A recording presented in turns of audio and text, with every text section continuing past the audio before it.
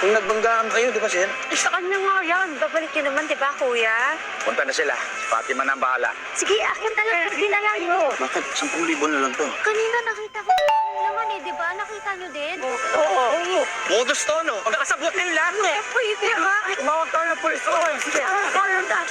Ba't ka rin ka?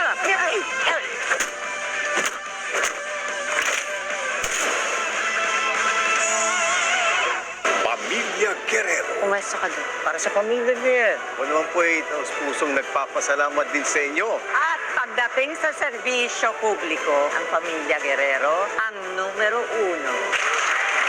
Pamilya Montenegro. I'm sure. Natatahimik na ang kaluluwa ng Nick dahil nandito ka na. Inihanda namin lahat ang kaharian nito para sa tagapagmana ng mga Montenegro. Handa namin ibigay sa iyo.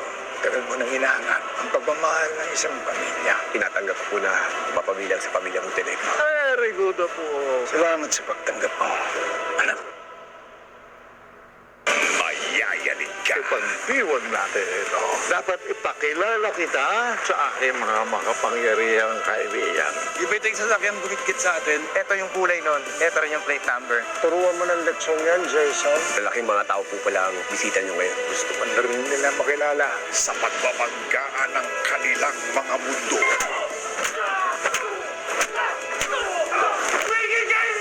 Gusto mo ako subukan? Agol, sinabuto ka ang pawat. Ano kakasara? Agol! Nagyabang mo.